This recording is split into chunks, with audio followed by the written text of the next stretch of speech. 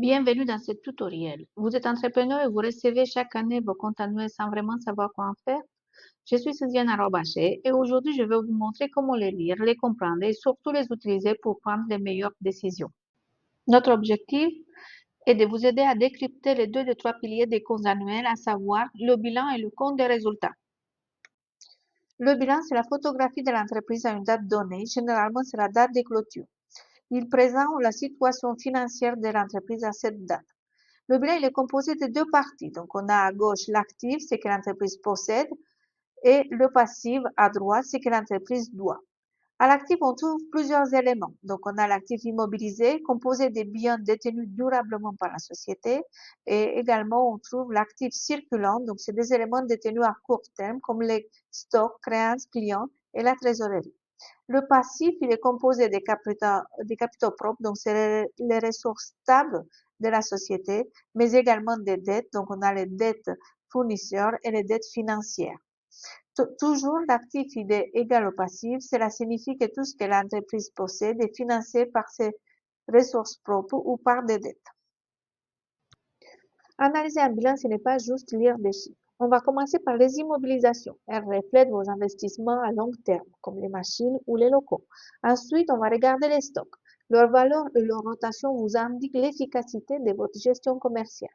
Ensuite, les créances clients doivent être surveillées de près parce qu'elles peuvent fragiliser votre trésorerie.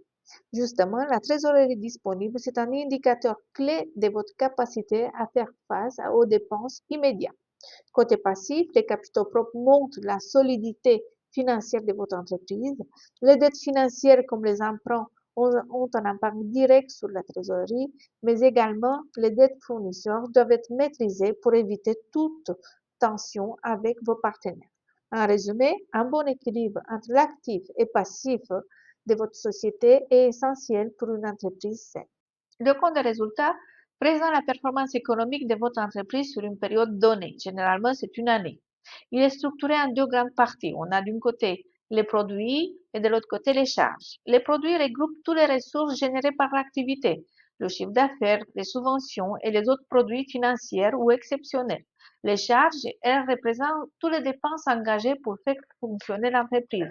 Donc, on a les achats, les salaires, les loyers, les impôts et encore les amortissements. En soustrayant les charges des produits, on obtient le résultat, qui est un bénéfice si le chiffre est positif ou c'est une perte s'il est négatif. Cette structure vous permet d'identifier les postes les plus lourds, sensibles, et suivre l'évolution de vos marges et de piloter votre rentabilité. Le chiffre d'affaires, c'est le point de départ des éléments à surveiller dans le compte des résultats. Il reflète l'activité commerciale de l'entreprise. Plus il augmente, plus on vend. Mais attention, une hausse du chiffre d'affaires ne garantit pas une meilleure rentabilité. C'est là qu'intervient la marge. Elle mesure ce que l'entreprise gagne réellement sur ses ventes, une fois les coûts directs déduits. Si le chiffre d'affaires augmente mais que la marge diminue, cela peut indiquer une pression sur les prix ou des remises trop fréquentes. À l'inverse, une marge qui progresse malgré un chiffre d'affaires en baisse peut relever d'une stratégie plus sélective, axée sur la qualité ou sur la maîtrise des coûts. Ensuite viennent les charges d'exploitation, toutes les dépenses nécessaires pour faire tourner l'entreprise au quotidien. Ici, il faut analyser la variation d'une année sur l'autre. Et enfin, les résultats d'exploitation, il nous dit si une fois toutes ces charges déduites, l'activité reste rentable. Ces quatre indicateurs forment le socle de l'analyse financière. Ils permettent de comprendre si l'entreprise vend bien, gagne bien et surtout si elle se développe de façon durable.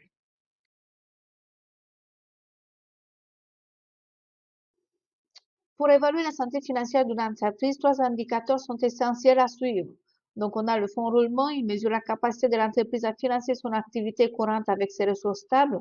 Un fonds roulement positif signifie que l'entreprise peut faire face à ses engagements à court terme sans difficulté. La rentabilité, elle indique si l'entreprise transforme efficacement ses ventes en bénéfices. Une bonne rentabilité reflète une gestion saine, un bon positionnement ou encore une maîtrise des coûts.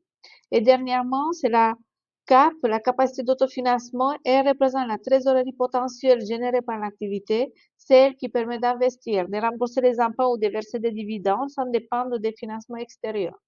Ces trois indicateurs ensemble offrent une vision claire de la solidité, de l'efficacité, de la durabilité du modèle économique de l'entreprise.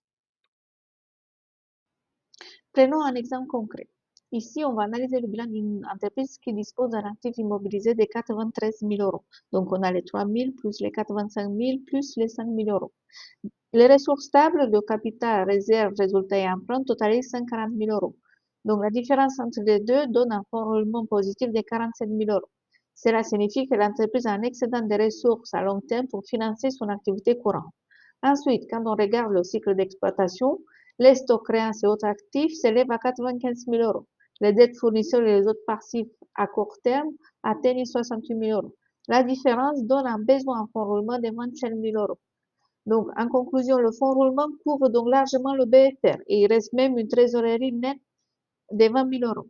Donc, jusqu'ici, l'entreprise est en équilibre financier. Par la suite, on va analyser le compte des résultats pour voir la CAP et d'autres indicateurs de performance.